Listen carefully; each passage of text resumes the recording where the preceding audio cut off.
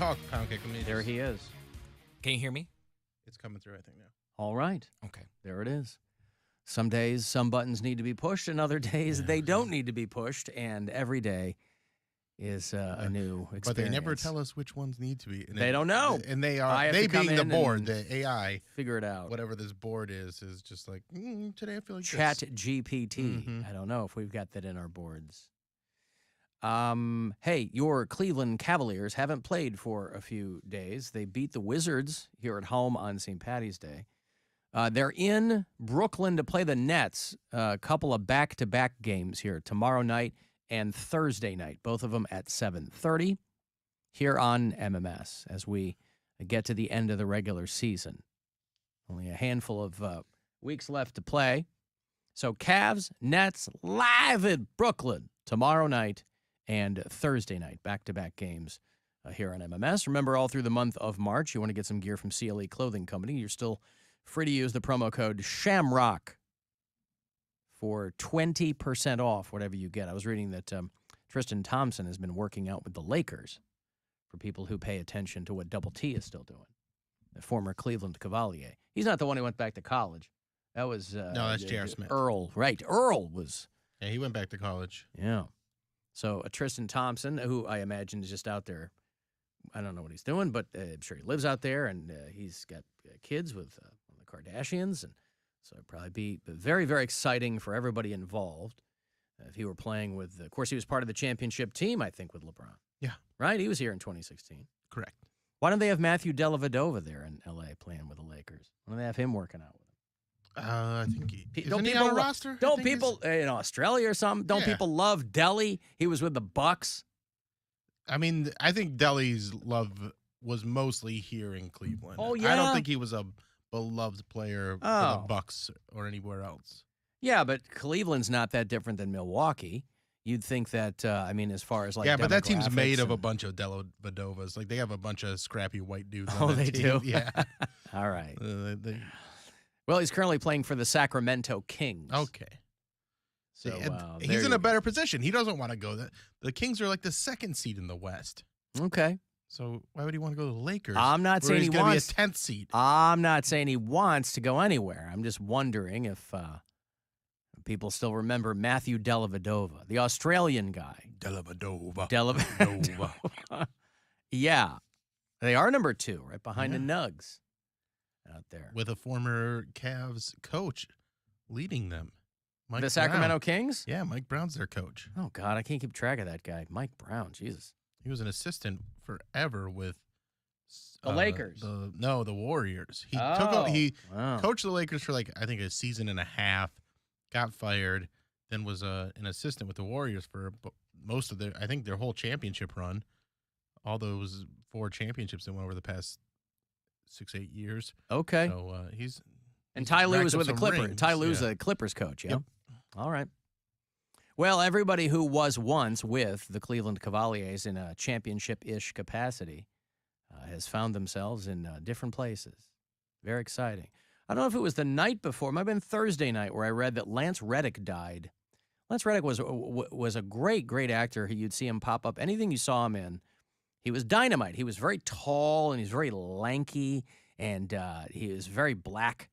And he just kind of had this vibe. He was on The Wire back in the day. He was on Oz back in the day. I used to watch him on a great show called Fringe, kind of an X-Files-y show. I remember Fringe. And I don't know if it had to have been because Lance Reddick died. I was clicking around yesterday, and they were doing a Fringe marathon on like HLN or something, unless all of their Forensic Files episodes got burned or something, and they were just looking for something to put in there. But he was the concierge at the hotel in the John Wick movies, and he just died. He looked to be a guy in like really good shape. He had this deep voice. I mean, I think he put it on a little bit for when he wanted to bring some gravitas to a role, because if you've seen him, on chat shows or anything like that, he doesn't really have that kind of a voice. But you'd see him in things, and he was always great because he cut such an imposing figure, and he just died. 60 years old. Wife said that he just didn't wake up. Man, there's a lot of this going on, and I don't know. Tell me. Nothing. It's just scary, but it does seem a lot to be happening all at once. Well, listen, people always die. Did he take the vaccine? And what's that? Did he take the vaccine? I knew that's where you were going. Was he a double booster? I don't know about that. But, I mean, again, you wonder why, because this guy's 60. That's not old.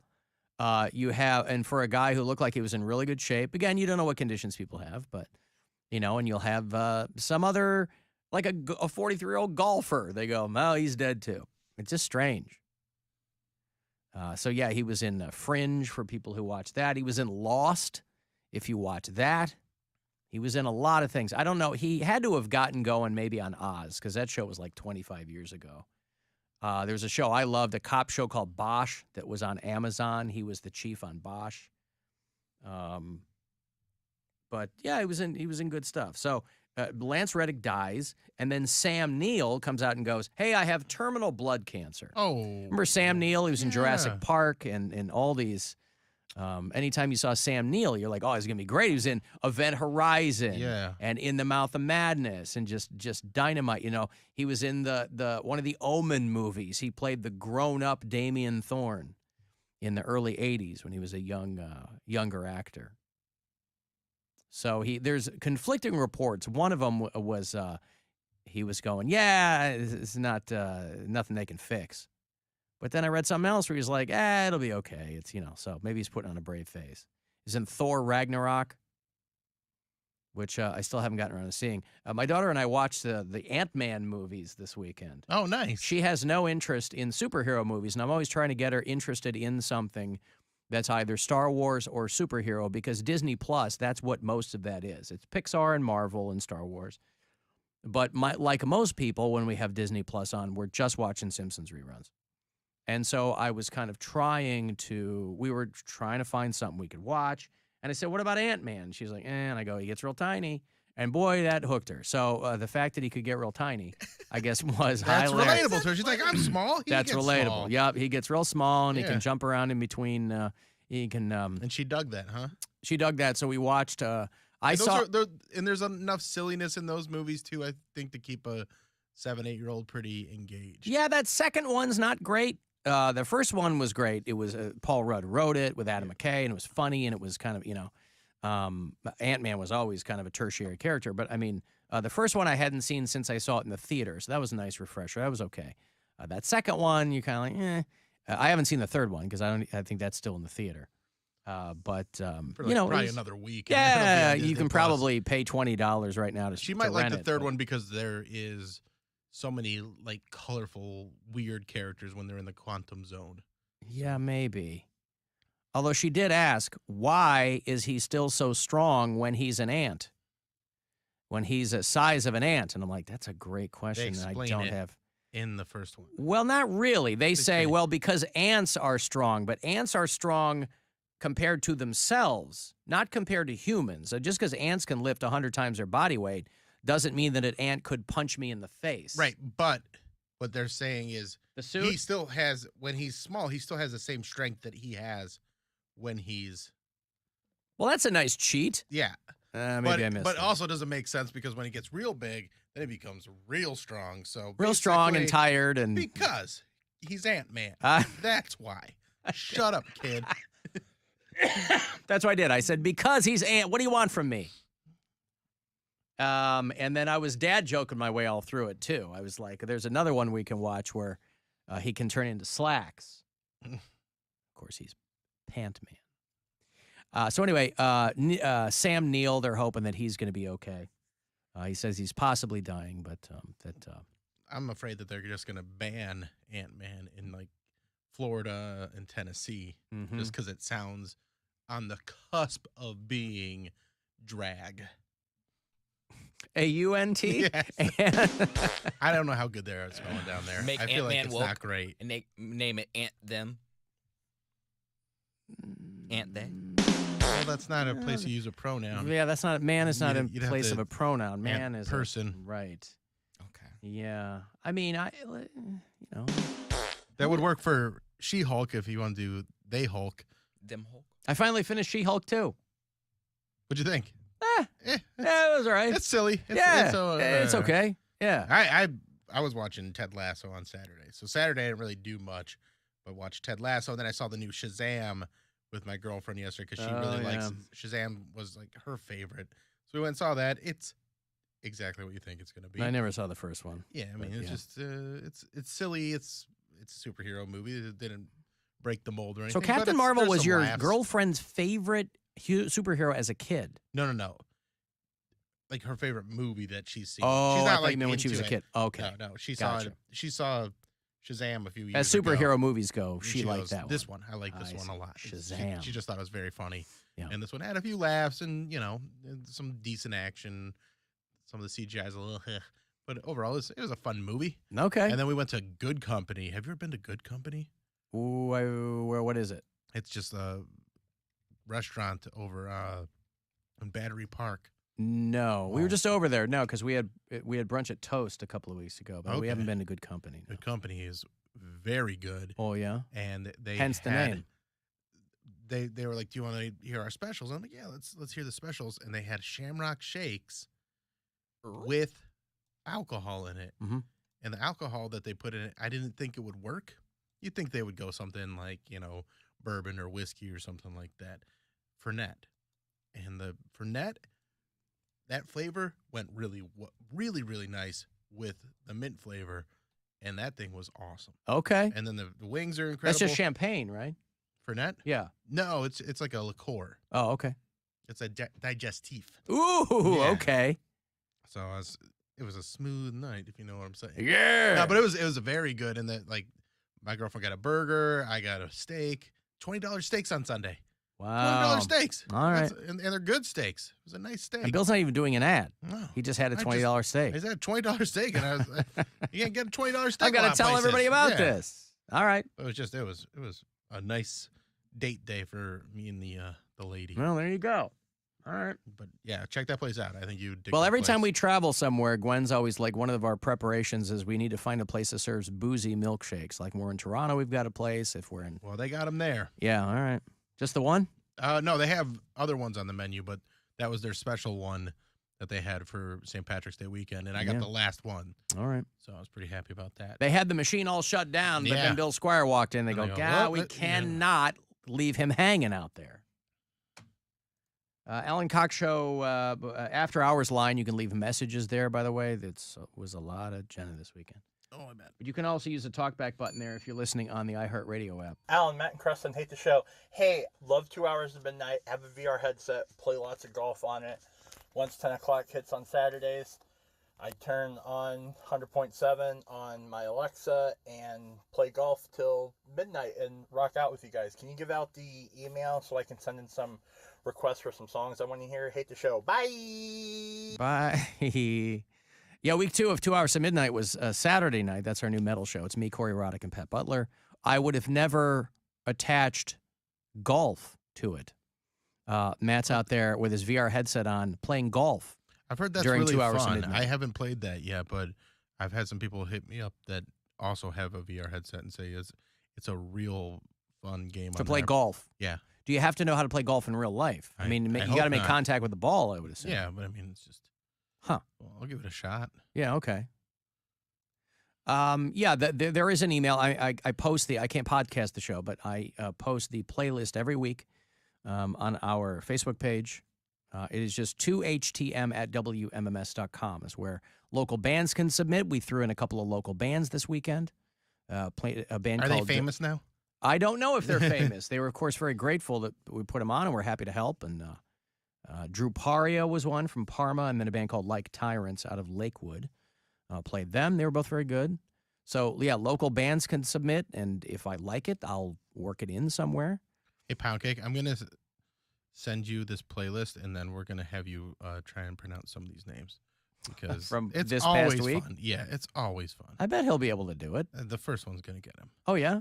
Yeah. Don't you think so? Well, let me go to it because I don't have All it right. pulled up here. But There. let me click on the There you go. 2 Hours to Midnight Facebook page. Oh, yeah. Well, I had a hard time with that when I was a kid, but Well, he's an adult. he is an adult, yes. But he could be forgiven for not knowing that. But we'll go through these. We'll see what he knows. All right. He won't know any of them, I don't think. But yeah, let's see. How does he? Do you have that playlist in front of you, Cody? Yeah, I pulled it up. Yeah. All right, the very first one. Swedish guitarist. Read the name of the song first, which is the "I'll See the Light," I'll see the light tonight. and it's by. Yingwing Malmsteen. I mean, not far off. No. You can't. Yngve Malmsteen is the guy's name. Yeah. Yngve Malmsteen. Malmsteen. Yeah. Now again, I told the story during the show on Saturday night. I told the story about when I saw him open for AC/DC when I was like 13, and no one could remember his name. So we were like, I think it's Uguisti or something, or we thought he was Italian. We didn't know, but Yngve Malmsteen is that artist's name. Yeah. Okay. That's really the only one. I was gonna say, yeah. There's no. You'll know all the other ones. Yeah. You'll know how to pronounce them. Except maybe the one that's just under Black Sabbath. Oh, Druparia? Well, I just said it. Yeah, they're from Parma.